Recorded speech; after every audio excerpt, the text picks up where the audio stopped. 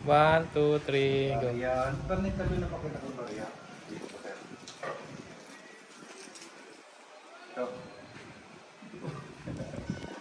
Oh, mga katropa, nandito tayo sa Pagsanhan kung saan ay siyempre interviewin natin yung ating mga Torres Police na naka-assign dito dahil matagal na rito at siyempre alam nila kung ano bang meron dito at bakit ito ay dinadayo ng mga turista rito. So pagpintuin natin dito si Sergeant Clavaria, si De Los Reyes at si Akaya. Okay, muna.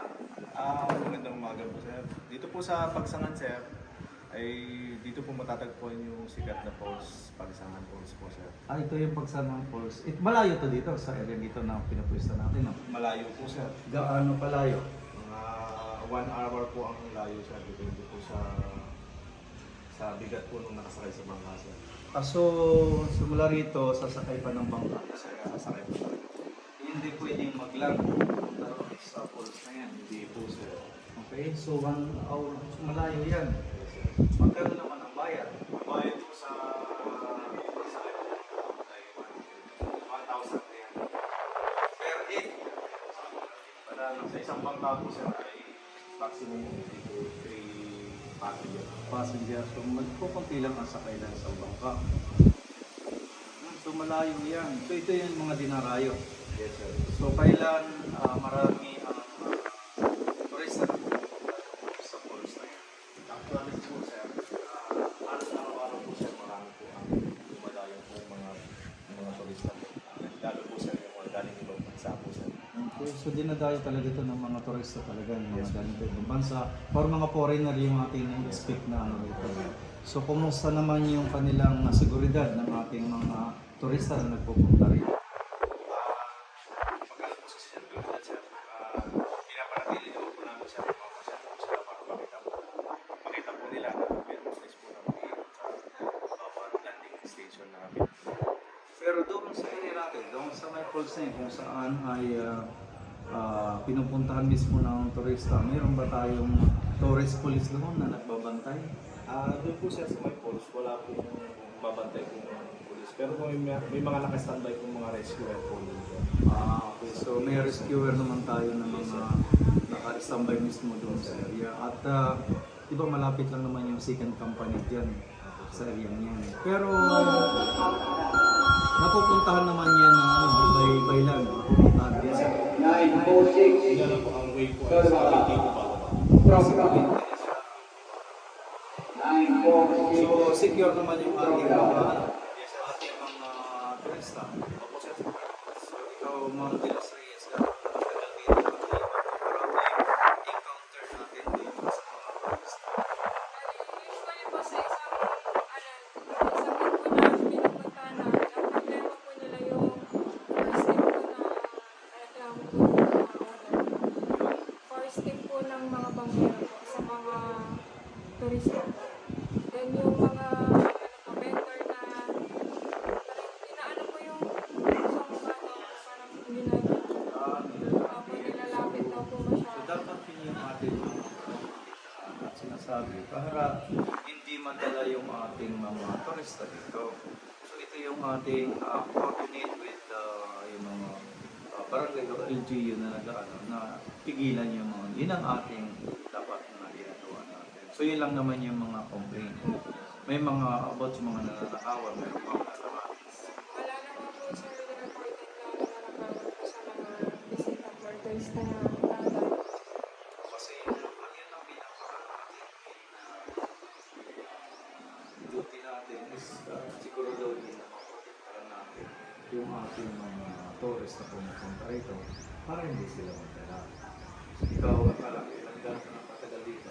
Nagawa niyo na po, sir. Nagawa niya. So ano naman encounter niyo dito sa area? So dito naman po sa area namin, sir, peaceful naman po dito. Kasi pagka po may mga political event, nandun naman po kami pupunta para po mamagitan at matapos po kung ano po yan ang nagkakaroon. Kasi yun lang naman, nalalayo na natin. Ang dapat ay every week or every 2 weeks man lang, ikaw mapapasyalan dito. Lalo na kung marami ang turista mismo. Marami ang turista, dapat lang na with the LGU ay kasama tayo. Pupunta mismo sa EDSA. Kung di nga lang ganun kalayo at kung may service tayo rito, dapat yan. Maliban sa meron tayong bantay dito sa daungan mismo, ay dapat doon mismo na sisilipin natin. Lalo na kung maabot isang daan na mga tourist na nandun doon, siguro yun yung pinakabini dapat natin i-coordinate doon sa dapat mapapasabay nila. Hindi lang yung nandito. Okay? Kung mayroon man ito sa manglugyan o ito mga bakir, mga nananamantala sa ating mga turista, yun ang dapat natin itong pagkiktaan. At yung mga vendors doon, yun ang dapat natin isa sa ating inana na hindi matakot. Kaya kailangan din talaga yung presensya natin doon sa area. So kung mayroon lang tayong bangka o rubber boat na pwedeng gamitin natin ang papunta mismo doon sa area, pinaka-the siguro. Siguro yun yung projectin natin na magkaroon ng rubber boat dito. Diba? Kasi kung may rubber boat, hindi tayo makakapunta tayo rito. Makakapunta tayo doon. Saan ba mayroong rubber boat? Alam mo rubber boat? Bali ano po sir, may nagagawin po nakasambay sir. Kaso, hindi po talaga kaya po umakyat. Hindi na pwedeng pumunta doon sa... Ano po sa Pilagaslas po kasi. kasi yung parang umaakyat, no? Yes sir. Kailangan natin mapuntahan yung hindi na puntahan ng mga turista para alam natin. Gusto kong alamin ano ang meron doon. Kaya pumunta mismo tayo para ma-observe natin at maano natin yung problem mismo.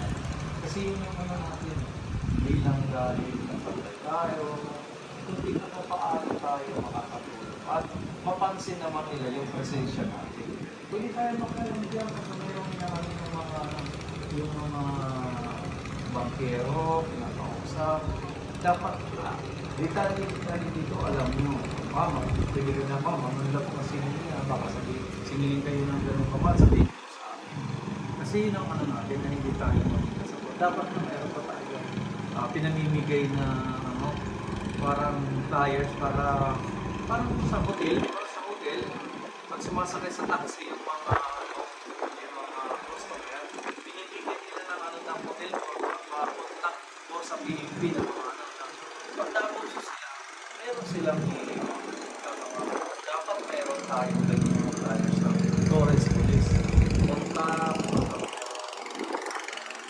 kasi ako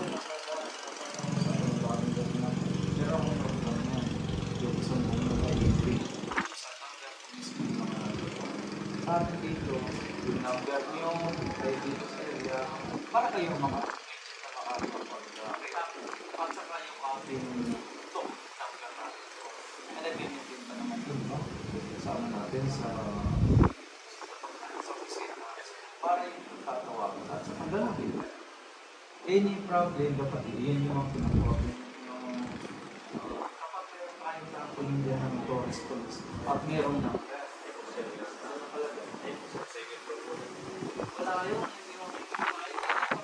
yun yung pinaka-strategic talaga doon na area, yung sinasabi ko doon kasi bungad.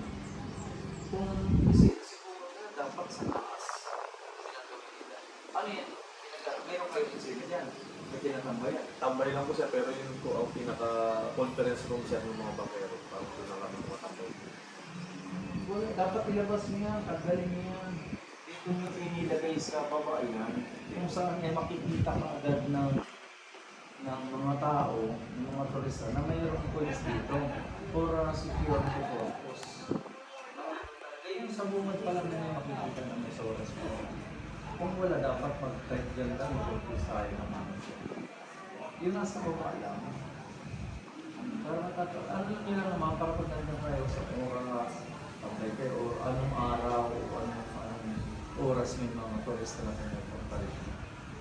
Para makita lang. Tapos may number. Ang pinaka-importante yun ng number kasi kahit nawala kayo sa area, at least madali kayo matawagan. Ganon din sila. Di ba doon sa taas, hindi mo kapansin yan.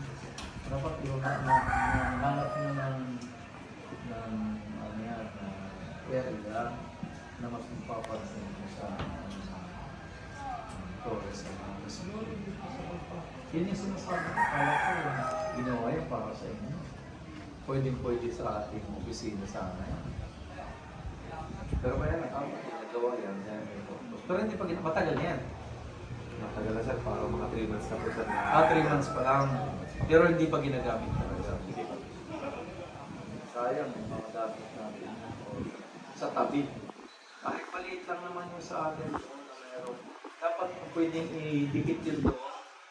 So kahit kung dito sa labas. Ano natin? Tingnan natin dito. Saan pwede. Para yung gusto ko yung makikita.